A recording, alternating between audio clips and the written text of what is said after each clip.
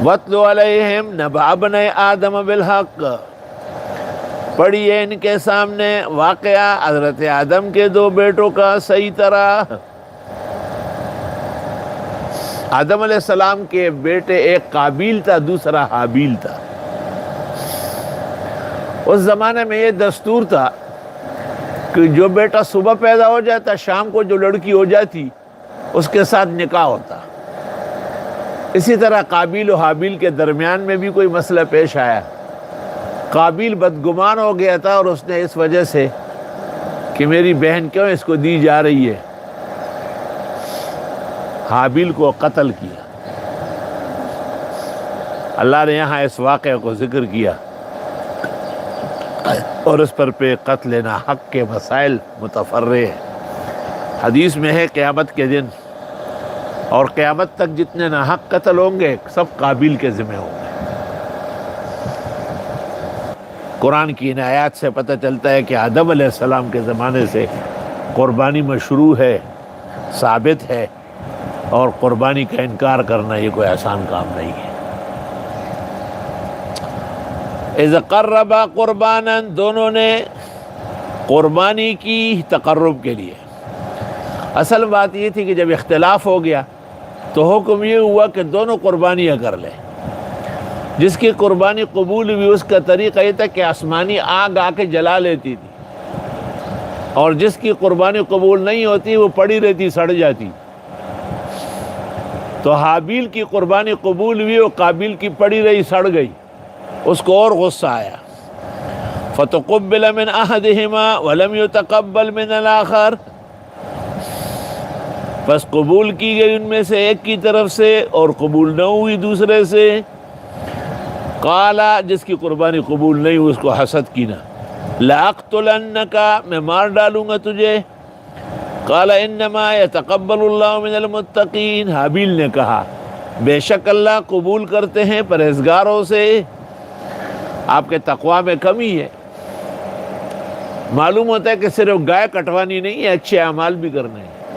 ابھی میں نے ایک ساتھی کو تاکید کی کہ آپ نوافل بڑھا لیں، اس لیے آپ کے لیے مسائل بہت پیدا ہو رہا ہے۔ 3 کام ایسے ہیں جن میں قلت برداشت نہیں ہے، ایک نوافل، دوسری تلاوت، تیسرا استغفار۔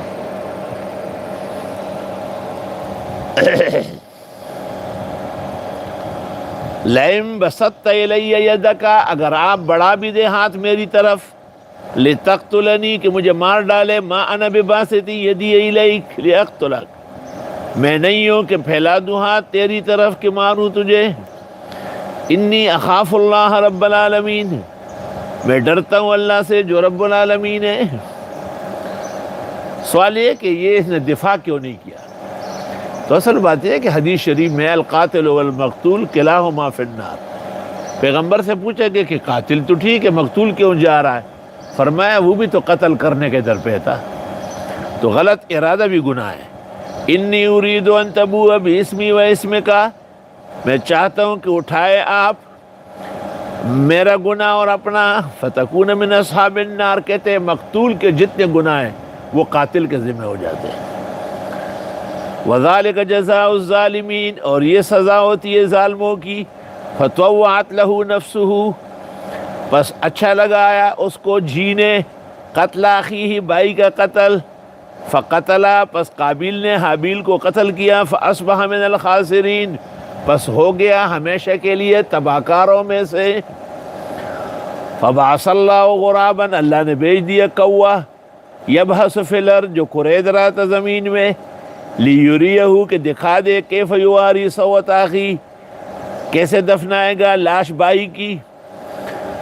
یہ پہلا قتل تھا دنیا میں جو قابیل نے حابیل کا کیا، تو پھر اس کو اپنے پیچھے باندھ کے گھماتا پھراتا تھا، تو طریقہ نہیں آتا تھا کہ اس کا کروں کیا۔ تو 2-3 کوے آئے، آپس میں لڑے، ایک مار دیا گیا، تو انہوں نے مل کر کے زمین میں کوریدا اور پھر اس میں لاش رکھی، اوپر مٹی ڈالی۔ چالاک کوا تو مشہور ہے نا دنیا میں۔ اور ہمارا اسکول کے زمانے میں تھا کہ ایک کوے نے آ کے دیکھا کہ مٹکے میں پانی ہے لیکن بہت نیچے ہے، تو وہ کوا ادھر ادھر سے کنکریاں لاتا رہا، اس میں ڈالتا رہا، جب مٹکا بھر گیا تو پانی اوپر آ گیا تو خوب شوق سے پیا۔